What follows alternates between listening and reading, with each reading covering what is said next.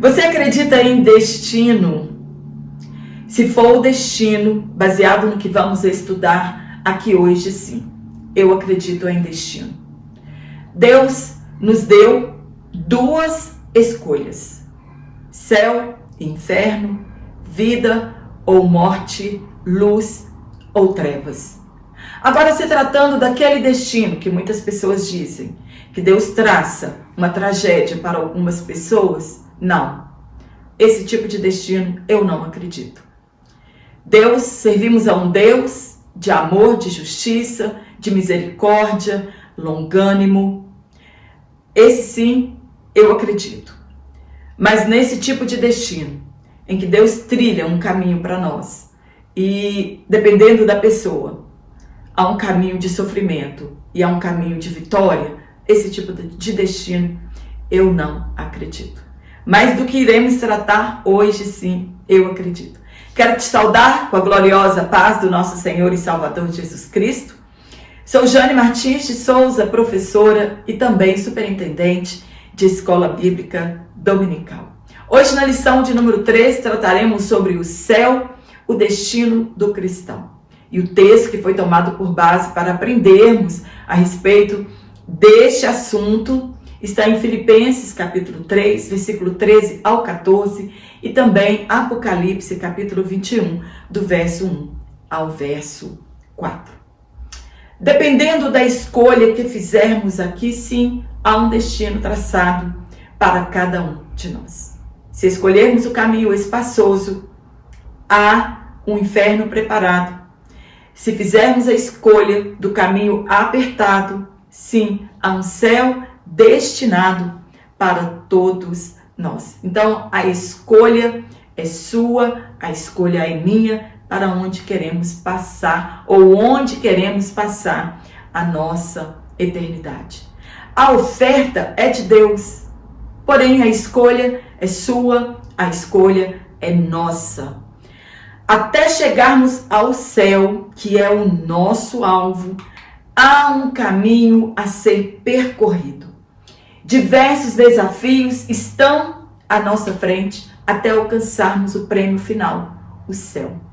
Por isso, mantenhamos firmes a nossa fé, sem desfalecer, olhando para Jesus, autor e consumador da nossa fé, que pela alegria que lhe fora proposto, ele suportou a cruz. E devemos, do mesmo modo, suportar as aflições da era presente, porque da mesma forma nos foi prometido a mesma alegria. Se alguém nos perguntar de onde somos, podemos responder: eu sou moradora de Curvelo, que é a minha cidade, sou de Curvelo, pois a minha cidade é no céu. Então, eu estou moradora em Curvelo, porque a minha cidade final é o céu, donde esperamos o nosso Salvador, Jesus Cristo. Foram estas as palavras do apóstolo Paulo. Devemos viver aqui com a nossa mente voltada para o céu. Essa é a nossa verdadeira esperança. A nossa esperança, pois servimos o Deus da esperança, que depois de tudo que renunciamos aqui, nossos prazeres, pecados, desejos carnais, depois de suportarmos as afrontas e tribulações, devemos ter bom ânimo, pois existe um lugar de repouso preparado para os salvos. Não podemos perder a nossa esperança, pois somente tem esperança aqueles que têm Cristo, e somente não tem esperança aqueles que não têm a Cristo. O mundo não tem essa esperança que nós temos. E a nossa esperança são as promessas feitas por Cristo. A ressurreição, a nossa glorificação, que é o último estágio da salvação, e o nosso futuro eterno. Jesus afirmou aos discípulos que iria nos preparar um lugar, e na cruz ele cumpriu a sua promessa e nos preparou um lugar. E irá voltar um dia para nos buscar e estarmos com Ele para sempre. Mas como é o céu? O que acontece conosco depois da morte? O que tem no céu? Quais as teorias existentes acerca da doutrina do estado intermediário? O que acontecerá com o céu e com a terra que agora existem? Todas as pessoas herdarão o céu? São muitas dúvidas que nós temos e hoje tentaremos sanar algumas dúvidas nossas. Hoje, muitas pessoas, mesmo as não crentes, se preocupam com o futuro. Porém, o futuro imediato e não acerca das últimas coisas. Não podemos esperar Jesus somente nessa vida. Seremos os mais miseráveis dos homens. A promessa feita por Ele foi a de nos levar para ficarmos juntinhos dele. Não permita que os bens terrenos te impeçam de prosseguir para o alvo. Foram as palavras de Paulo aos Filipenses, afirmando que a nossa cidade está no céu e que Ele transformará o nosso corpo abatido para ser conforme o seu corpo glorioso. Se temos essa esperança, devemos nos purificar. A nossa motivação é a promessa da segunda vinda de Cristo. Está demorando para alguns.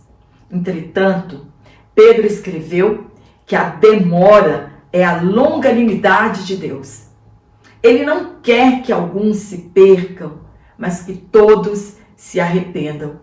Então, não é demora, é longanimidade.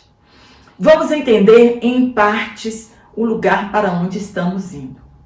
Devemos apressar a vinda de Jesus? Sim, se quisermos apressar, como devemos fazer? Evangelizando. É a única forma de apressarmos a volta de Jesus.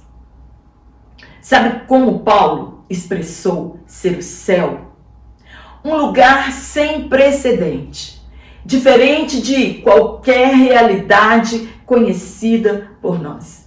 A mente humana não consegue mensurar a magnitude desse lugar, porque não é por intermédio da sabedoria dos poderosos, pois ela está sendo reduzida a nada, mas por intermédio do Espírito Santo nos foi revelado como será este lugar. Quem não tem o Espírito Santo não discerne as coisas espirituais. Parece loucura para eles, porque elas se discernem espiritualmente. Ser espiritual é ter a mente de Cristo. Por esse motivo, a sabedoria humana apresenta várias concepções a respeito do céu, da vida pós-morte, da doutrina do estado intermediário, e muitos chegam ao ponto de negar o céu. Temos provas irrefutáveis das promessas do céu.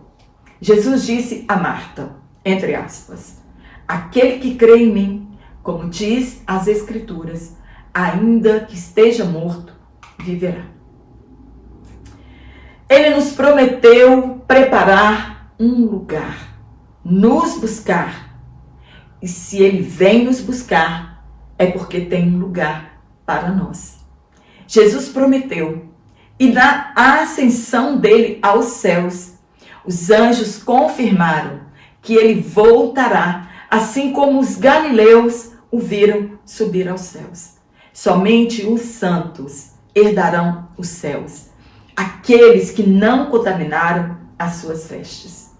Mas até chegar a esperança de todo crente, muitas coisas acontecerão. A morte, por exemplo, é uma realidade para nós. Mas o que acontece depois da morte? E enquanto os vivos aguardam a promessa dos novos céus e da nova terra, onde ficarão os mortos? Como eles ficarão? São perguntas que para muitos é difícil de responder. Porém, a Bíblia nos dá um norte a respeito do estado intermediário depois da morte. Segundo registrado em Hebreus, ao homem está ordenado morrer uma única vez. E por isso, e depois disso, segue-se o juízo. Morreu salvo para um lugar de paz, morrendo em pecado para um lugar de sofrimento. Não teremos muito espaço aqui para discorrermos sobre essa doutrina, a doutrina do estado intermediário. Mas tiraremos algumas dúvidas e afirmaremos o que já sabemos. O texto bíblico que trata a respeito é a passagem de Lucas, no capítulo 16, do versículo 19 ao 31. Alguns chamam de a parábola do rico e de Lázaro, e outros acreditam que não seja uma parábola.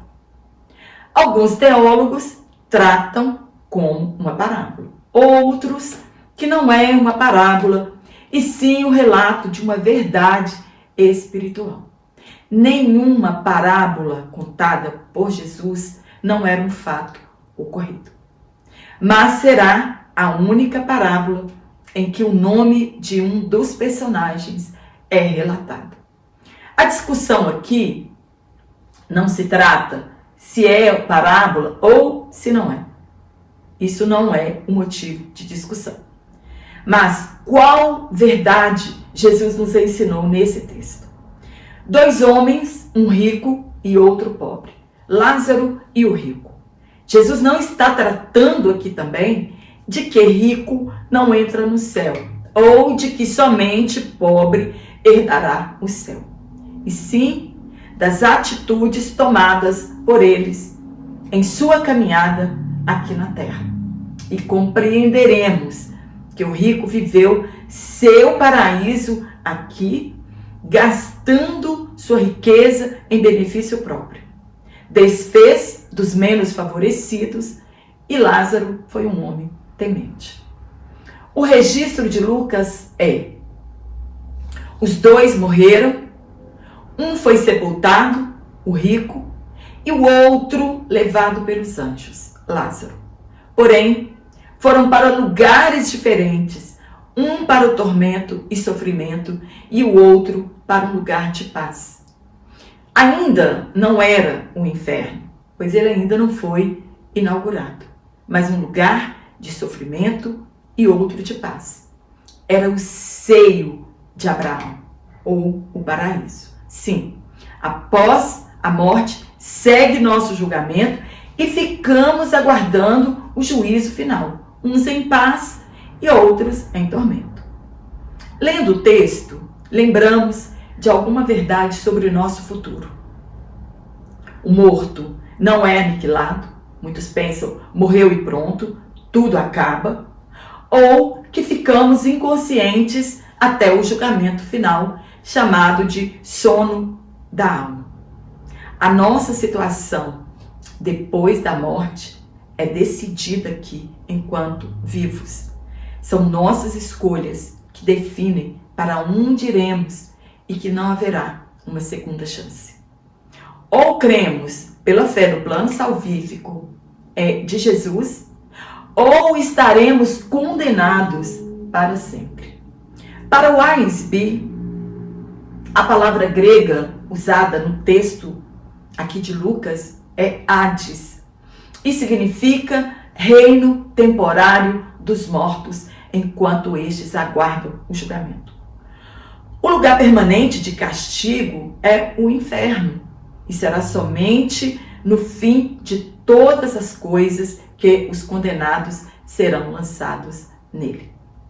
Então, nesse Hades, havia 2 alas, separadas por um abismo intransponível, chamado de seio de Abraão e lugar de tormento. Muitos defendem que Jesus esvaziou a ala do seio de Abraão na sua ressurreição, quando ele voltou para o Pai.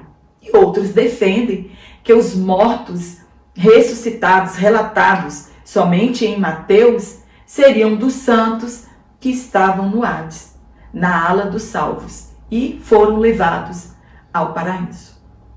Paulo descreve a cena também em Efésios, que Jesus, subindo ao alto, levou cativo o cativeiro. São especulações de teólogos. Nada podemos afirmar. Mas temos uma certeza de uma coisa, que o paraíso hoje encontra-se no céu, onde Jesus está em glória. Foi o que ele disse para o ladrão da cruz. Abre aspas. Hoje mesmo estarás comigo no paraíso. Fecha aspas. E isso por si já refuta o chamado, entre aspas, sono da alma. Muitas especulações existem sobre o estado intermediário da alma. Alguns acreditam que dormimos e todos esperamos o grande dia, baseado no que Jesus disse, que a menina não estava morta, e sim dormia, a filha de Jairo. Teorias existentes do estado intermediário. Vou citar aqui apenas algumas, para que nós possamos ficar mais inteirados do assunto sobre a doutrina do estado intermediário. Então existem algumas teorias e nós vamos aprender algumas delas aqui. A Igreja Católica Romana, ela ensina sobre a doutrina do purgatório, que algumas pessoas precisam passar por lá primeiro para serem preparadas para entrarem no céu. Expiam seus pecados, passam por sofrimentos e se tornam aptos para o céu. Isso torna o sacrifício de Cristo inválido. Também afirmam ser a oportunidade das crianças e pagãos de receberem a oferta da salvação e possam aceitar ou rejeitar. O Espiritismo ensina que os médiuns podem se comunicar com o mundo dos mortos e que os espíritos permanecem aqui perto da Terra. Outras religiões orientais ensinam a reencarnação. A pessoa volta aqui em outro corpo e paga por seus pecados. E ela pode até mesmo vir como um animal. Muitas culturas, na atualidade, creem assim. Nossa oportunidade é aqui. E não queira pagar para ver. Há até alguns estudiosos que discutem de que quando Lázaro morreu e Jesus não veio imediatamente, ele demorou a chegar 4 dias, porque eles tinham a cultura de que o espírito ficava perto do corpo por 3 dias. Então não seria uma ressurreição de fato, né? Jesus traria aquele espírito que já estava ali bem perto do corpo. Mas isso são teorias, né, de estudiosos a respeito da cultura judaica da vida pós-morte.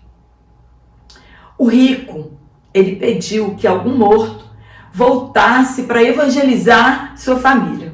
E sabemos que morto voltar é sinônimo de salvação de alguns. Então, para ele, se um morto voltasse, seria salvação para algumas pessoas. Então ele queria que Lázaro voltasse para evangelizar a sua família na terra, para que não fosse para o lugar onde ele estava. Nós tratamos aqui a respeito de Lázaro, né? Lázaro voltou, né? Jesus ressuscitou Lázaro, irmão de Maria, de Marta, né? Que não estão tratando de Lázaro e do pobre, mas de Lázaro, que Jesus ressuscitou. Então, Lázaro voltou. E os religiosos queriam matá-lo novamente. Jesus ressuscitou, está vivo, e ainda existem milhares de pessoas que não crê. Então não é morto voltar que é sinônimo de salvação para algumas pessoas. Encontramos também os termos Sheol, que se refere à sepultura, Geena, que se refere ao lago de fogo, o inferno, e Hades, que agora é um lugar de tormento no estado intermediário da alma. No primeiro tópico, nós vamos falar sobre céu, o alvo de todo cristão. Primeiro ponto, definindo céu. Para os judeus, antes da era cristã, existiam várias seções para o céu. Eles afirmavam até que em haver 7 céus. E está no plural porque realmente existe mais de um céu. A palavra hebraica, Shamaim, vamos ler como está aqui no texto para todos entenderem, aparece 490 vezes no Antigo Testamento e 280 vezes no Novo Testamento. Gente, eu não contei isso, até porque eu não sei nem grego nem hebraico. E tem 2 sentidos. Primeiro sentido, o firmamento, é o ar onde os pássaros voam. Segundo sentido, o reino acima do firmamento onde Deus habita. E existe outra expansão entre o primeiro céu, o segundo céu, que é o primeiro firmamento, e o terceiro, entre o firmamento e o reino de Deus. É onde estão o sol, a lua, as estrelas, o que nós conhecemos como galáxia. O mais importante para nós é o que se refere à morada de Deus. No segundo ponto, o céu conforme o ensino de Paulo. Alguns teólogos discordam que seja Paulo o homem que ele conheceu e que for arrebatado ao terceiro céu. E que ele não soube explicar se esse homem foi em seu corpo ou se esse homem foi em seu espírito. E ele diz assim: de alguém assim me gloriarei eu, mas de mim mesmo não me gloriarei, senão nas minhas fraquezas, entre aspas. Porém, a maioria acredita que sim, esse homem arrebatado seja ele mesmo, Paulo. E não querendo se orgulhar das visões, visto que a causa do espinho em sua carne era, as revelações e visões recebidas da parte de Deus. Então ele não queria se orgulhar deste acontecimento ali no texto, 14 anos atrás, antes dele estar contando o fato. Alguns entendem que esse terceiro céu seja o paraíso, onde estão todos aqueles que partiram salvos e foram levados pelos anjos. Nós ainda não vimos o céu, nem a nova terra, mas de uma coisa nós temos certeza, que Deus é fiel para cumprir o que nos prometeu. A Bíblia nos ensina que o céu é uma realidade e devemos perseverar para entrarmos nele. Paulo enfatizou muito a respeito do céu como lar celestial do cristão e que estaremos para sempre com o Pai. Então, logo após o arrebatamento, estaremos para sempre com Ele. No terceiro ponto, o alvo do cristão. A nossa linha de chegada é o céu. É o fim de todas as lutas e pelejas, mas temos que crer na promessa e nos mantermos firmes, sem vacilar. Muitos estão com os olhos fitos apenas aqui, nos bens terrenos, esquecendo-se a nossa maior riqueza é espiritual. Tem um céu de glória nos aguardando. O nosso alvo revela o resultado da nossa vida. Nascidos de novo, temos objetivos diferentes e aguardamos não sucessos aqui, e sim o porvir, a nova Jerusalém. Nossos olhos estão em Cristo. Estamos caminhando para algo perfeito. Por isso o caminho é estreito e a porta apertada. Não entraremos com a vida de qualquer maneira. E a prova disso é que nosso corpo abatido será transformado. Nos revestiremos da imortalidade e da incorruptibilidade. Seremos transformados em um abrir e fechar de olhos e receberemos um corpo glorioso. Devemos nos consolar com essas palavras e consolarmos uns aos outros. No segundo tópico, nós vamos falar sobre a descrição segundo o livro de Apocalipse. No ponto 1, o novo céu e a nova terra. Lembrando que aqui na descrição do vídeo da minha aula, eu vou deixar o link do meu WhatsApp, da minha rede social, Instagram, se você quiser me seguir por lá. E também um link de venda da Hotmart, se você quiser adquirir este comentário exatamente como eu leciono aqui. Facilita para muitas pessoas, né, você acompanhar juntamente com o meu PDF.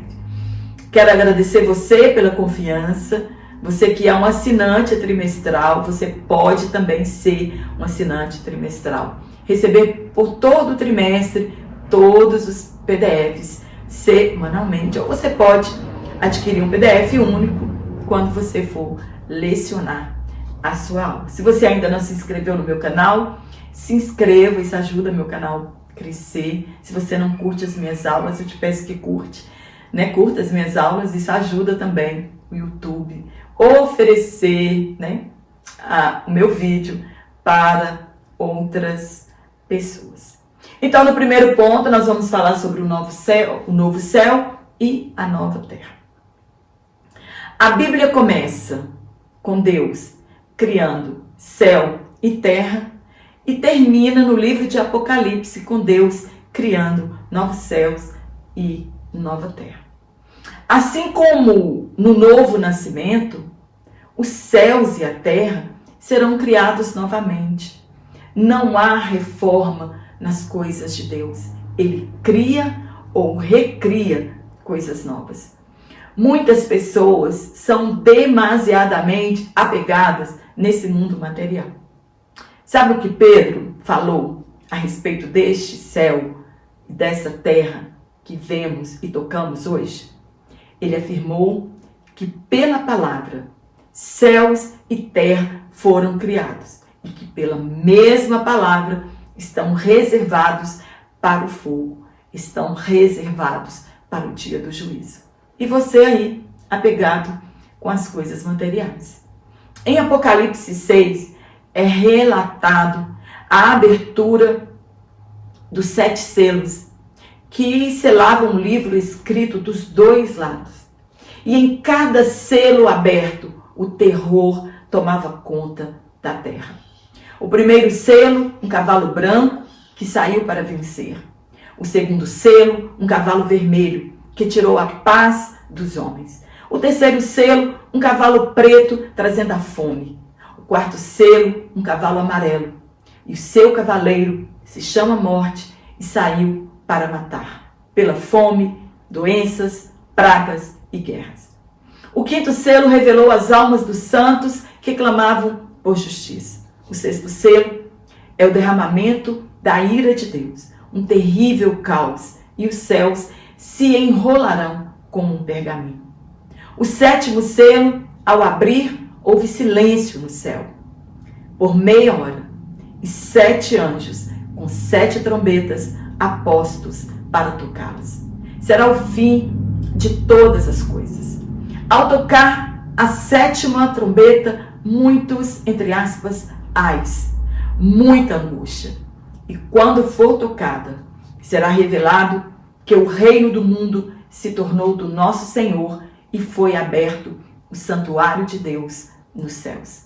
Será a grande tribulação para os que amaram o presente século.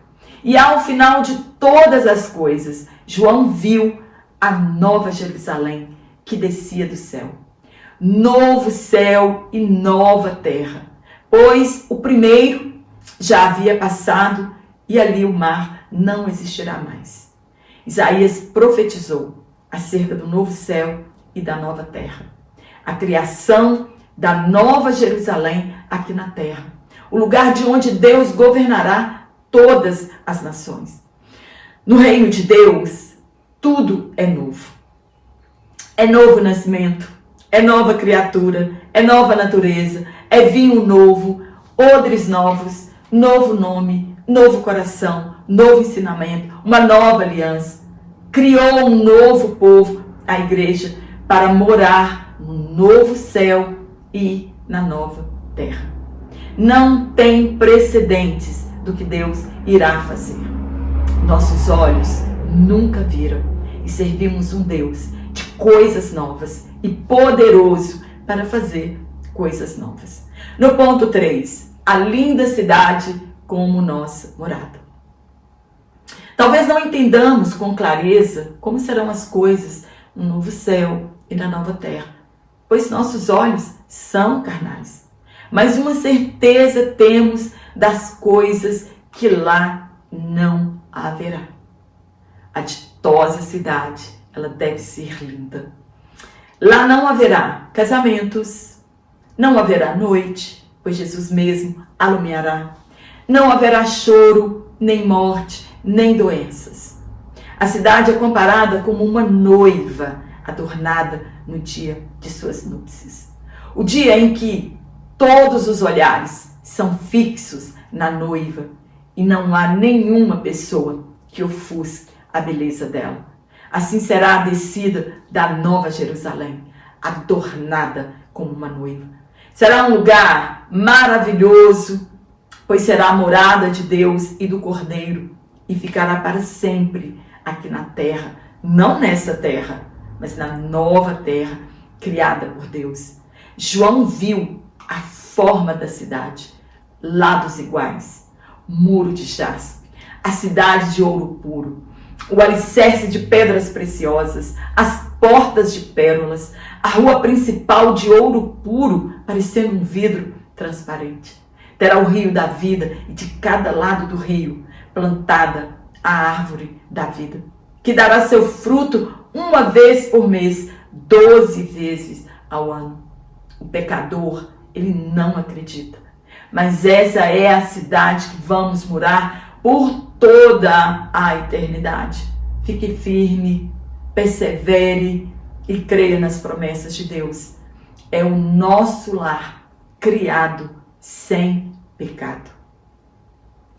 Se despeça de tudo aqui, pois nossa morada está mesmo ali, depois de cumprir todas as coisas.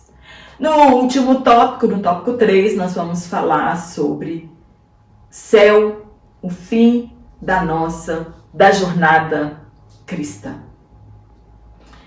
Como estamos cansados de tanta luta, de tanta provação, de tanta injustiça, de tanto pecado que nos cercam, tentando nos impedir de alcançar todas as bênçãos prometidas por Deus. E de todas as bênçãos que possamos alcançar aqui, o céu é o nosso alvo. No ponto 1, estaremos onde Deus está. Na antiga aliança, o desejo de Deus era o de estar com seu povo. E, portanto, mandou que construíssem um tabernáculo. O tabernáculo não era a morada de Deus. Era um protótipo do trono de Deus e a presença de Deus se manifestava ali. Agora imagina a cidade santa, descida do céu e Deus habitando no meio dos santos para sempre. Assim será na eternidade, pois o desejo de Deus sempre foi o de estar conosco, assim como ele se relacionava com Adão no jardim do Éden. Deus sempre desejou estar conosco. Enviou Jesus, que trouxe a sua presença aqui. Enviou o Espírito Santo e trouxe a sua presença aqui. E um dia estará conosco para sempre. Jesus nos preparou um lugar. Iremos juntamente com ele nas bodas do Cordeiro. E será uma festa que durará 7 anos. E depois disso, e passado todas as coisas, estaremos com ele para sempre. E nada mais nos separará. As coisas velhas se passaram e tudo se fez novo. No ponto 2, as lágrimas cessarão. Para mim, as lágrimas são como um bálsamo.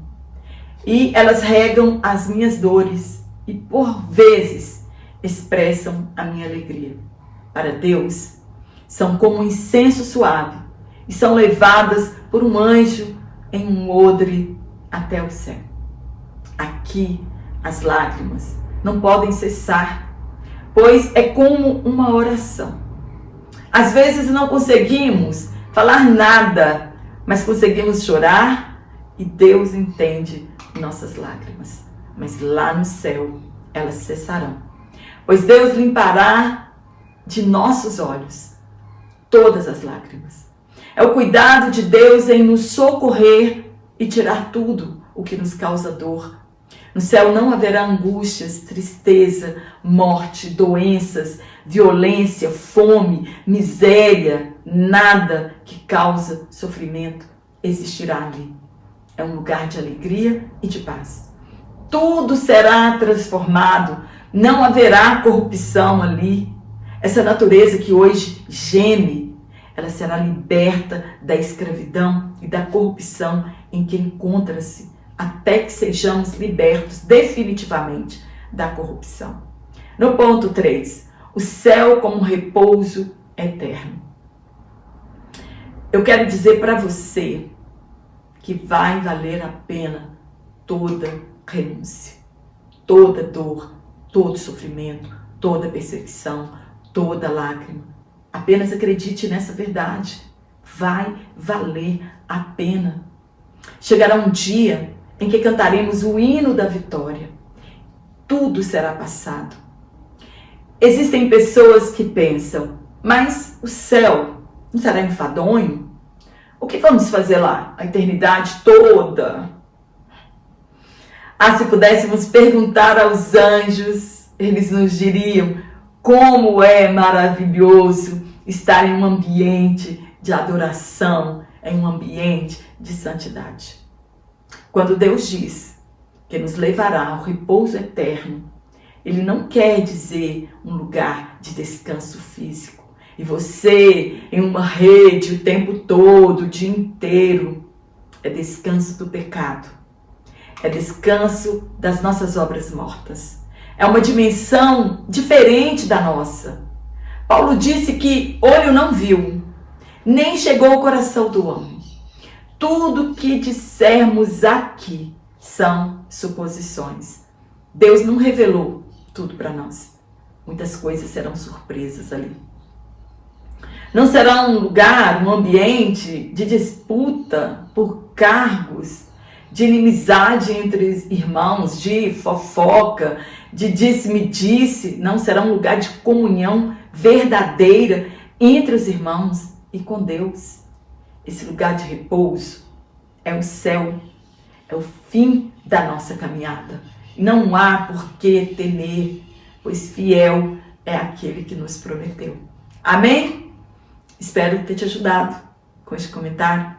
Que o Espírito Santo continue falando conosco nessa jornada, nessa caminhada, que não percamos o foco do nosso alvo. Se você gostou do comentário, dá um curtir, compartilhe em suas redes sociais para que meu canal continue crescendo e ele possa chegar ao alcance de outras pessoas que também precisam de ouvir a palavra de Deus. E eu quero mandar um abraço, como prometido na aula passada, daquelas pessoas que já me pediram. Quero mandar um abraço para você que está aqui semanalmente. Que Deus te abençoe. Muito obrigada pelo carinho de todos vocês. Os comentários ajudam o meu canal. Muito obrigada. Respondo cada um pessoalmente. Mas quero mandar para aquelas pessoas que me pediram um abraço em particular. E eu quero mandar aqui um abraço para Maria do Carmo, para a irmã Ana Nero, na AD Nova Lima, aqui em Minas Gerais. Josivânia Mendes, seus filhos. Acredito que eles são inscritos aqui no meu canal. Wanderson, Iago e Anderson. Para a nossa irmã Maria Tereza, em Nazaré da Mata, em Pernambuco. Vânia Bragança, em Manaus, Amazonas. Para o pastor Valdo Ribeiro, em São Paulo, na ADCD.